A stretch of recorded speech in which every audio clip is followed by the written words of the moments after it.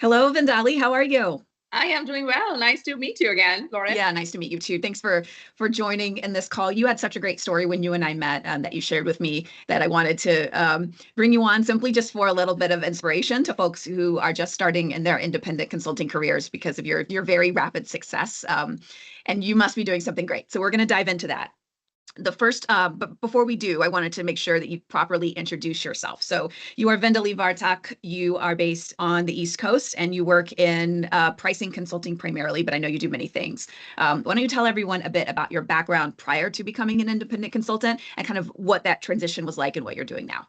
Yeah, no, thanks for that. And thanks for having me. I'm excited to be able to talk and share my story. And if that inspires somebody, that's great. But I don't know. Let's see. Well, I have been in the healthcare industry all my life. And I started as a dental surgeon and then chose to go into the management route. Worked for Fortune 20 companies all my life, mostly in what we refer to as value based care. And for people who are not in the healthcare industry, value based care is where instead of paying doctors and providers and health systems or hospitals for services they offer, we are going to start paying them for outcomes instead for a cohort of population that they serve. So that's value-based care. And that's 80% of my professional life I've spent in value-based care. And within that space, I've done advanced analytics, including some of the predictive analytics or AI stuff. I've done program management, complex population management initiatives, total cost of care initiatives, and also have a background in product management, product strategy. And that's kind of where the pricing aspect of it comes into play, and of course, contract negotiation and stuff like that. So last year, I took the jump into being an independent consultant. And in that space, as an independent consultant, I'm still using all my expertise and experience within value-based care to offer either the providers, payers or the insurance companies and or digital health tech companies how to succeed in a value-based care environment, because there is too much dynamic change that's happening around that, and not everybody is ready for that. So I'm using my expertise to sort of bring in strategy consulting, execution plan, and so forth. So that's what I'm doing in my consulting practice right now. That's great. And you have had great growth. So what you told me when we met was you've been at this only 1 year. And you already have 4 clients, and this has kind of been you're facing what will soon become the problem of I can't scale myself. We're not going to talk to you about that, but getting to those first set of clients where you feel confident that you've built an ongoing business, where you feel like I really did make the right choice, can be really hard for people. How did you build such a business so quickly? Well, I love to think of success. It's been it's been a tough journey, to be very honest with you, right? And I when I started, I was a little unclear on where to focus on, and so I did go out. So my first client came out of just networking and talking to people, and I was a little more open to doing different things, a variety of things in the beginning, and understanding if the target market is right. So my first one happened purely through networking, somebody connecting me to somebody and somebody connecting me to somebody, and of course when you meet with the person, and typically the people I would meet with are either chief product officers, chief medical officers, and or CEOs if it's a smaller company. And then if there was a connection, it feels good, then we move ahead. So my first one happened through networking. My second one happened through, I was very fortunate to have an ex-manager who was ready to be a sponsor and say, hey, I think I know what you do. And if you can come into space and do it for me, that would be great. And then I hit a pause, right? I hit a pause in between and I was like, oh my God, I'm not getting any clients, right? And then I did what I have done in the nonprofit world. So I've had a 15, 16 years of experience as a volunteer in nonprofit world. And fundraising can be really, real difficult in the nonprofit world, right? And I've learned that a no does not mean no. It could mean no now or not for now. We'll come back later. It could mean a lot of different things. So I've learned from that experience for fundraising at nonprofits that the no is not to be taken personally in any case. And I knew that, like with any sales, the nonprofit world is even more tougher. You have to outreach 100 people before you get 20 to say meet with you, and then maybe 10 conversations that actually happen, and maybe 2 of those sign up. Right. So I've been used to having that no and not sort of taking it personally or a personal reflection of I'm not doing a good job and it's just not a match.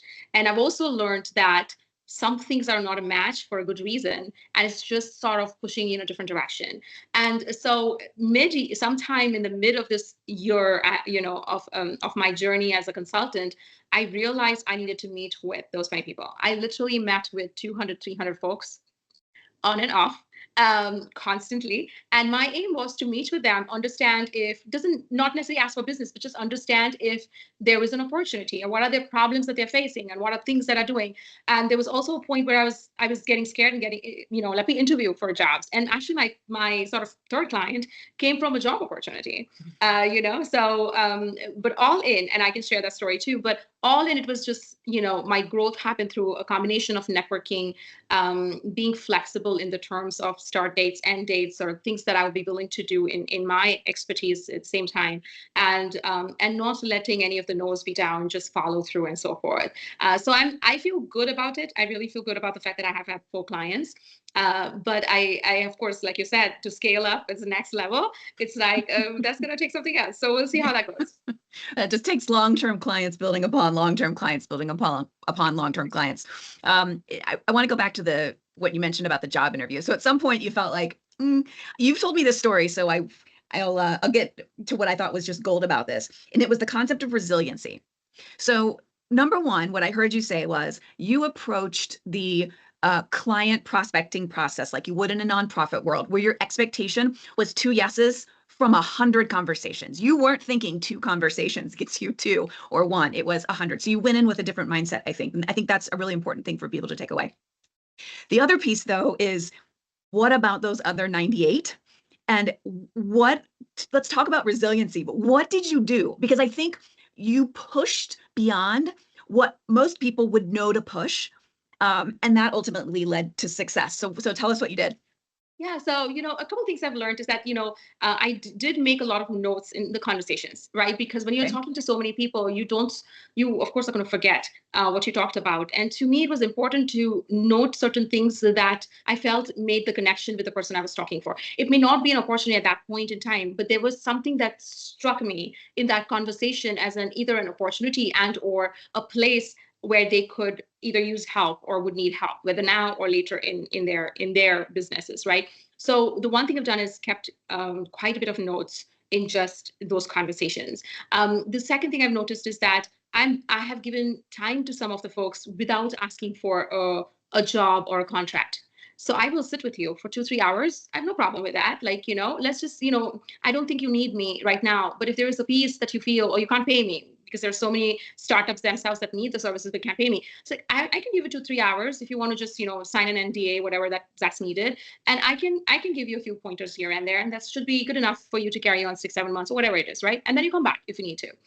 And then as like I shared before, it's like there were times when I would go back and it's like, oh my God, I need to find a job, right? I need that. The paycheck habit is quite a habit to break. So I had interviewed at a position, and I was in the first 2, I would say, and did not get it.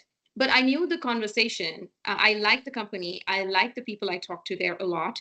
And I knew there were things in that scope of role that I could make a difference. But perhaps they were looking at something else to bring in on as a leader. So I went back to the hiring manager, who happened to be the CEO of the company. And I said, I remember us having a conversation. I felt that was a genuine need or conversation. And what are you thinking about it? And he said, maybe we should bring you on as a consultant. And I still need help with that. And he actually connected me to the person they hired. And we started working together. And to me, at the end of the day, the way I see it is I am getting to do meaningful work in the environment that I wanted to be part of, right? And I'm getting paid for it. So how does it matter how I go in, right? At the end of the day, I want to do meaningful work. I want to tap into my expertise. And, culture and people is important to me. So as far as I feel like that, and, a good sign of a leader, is that he responded to it, and there are sometimes people don't respond despite the fact that you've, gone ahead and have multiple conversations and you just don't see any response. But a sign of a good leader is that he responded to it. He picked up the call and said, yeah, let's see how we can, because there are pieces that I think you can bring value to. So at the end of the day, Lauren, it just to me is don't give up because somebody doesn't think that your value, like nobody determines your value. You know what you bring to the table. And of course, I'm still learning and honing the art of selling, like my own value proposition and my services value proposition, that I continue to do. So I'm sure there are places where I didn't do a good job of it and I didn't get it. But at the end of the day, it's either learning or it's redirection, or it's just not now. It will happen someday, is how I go in talking to the folks. So yeah. Well, that's great. What I hear you say from that, not only the expectation, but the even if you get the no, figuring out where the connection lies, tying that to your expertise, and then bringing the conversation back with a magnifying glass and saying, oh no, but here, right? That then gets you to the table in the next conversation. I think like for me personally, that's a huge learning. I've never done that before. I think if I get a no, it's a, okay, I get the okay, not now, right? Or sometimes I get the, you know what, they don't, this model isn't right for them and the way that their business works, right? Like, but I know there has got to be times where it was they hadn't quite made the same connection that I had. And really it is my responsibility, or your responsibility, the consultant's responsibility, to go back with that magnifying glass and say, no, wait, but here, and see if something will come of it. So that's such a great nugget. Thank you for sharing that with me, and thank you for sharing that with the rest of us independent consultants. And I hope that we can find some, we don't do any work in healthcare because I don't do any work in healthcare, but hopefully that changes, because I'd love to bring you on and put you with a client. I think you'd be a huge asset. So thank you very much. Thank you so much for having me. This is a great conversation, and you summarized it so well. I wish I'd written it down, but thank you so much. Well, the thing I don't do healthcare, but I do clarity. That's my thing. There you go. Thanks, Vindali. Thank you so much, Lauren. Appreciate it.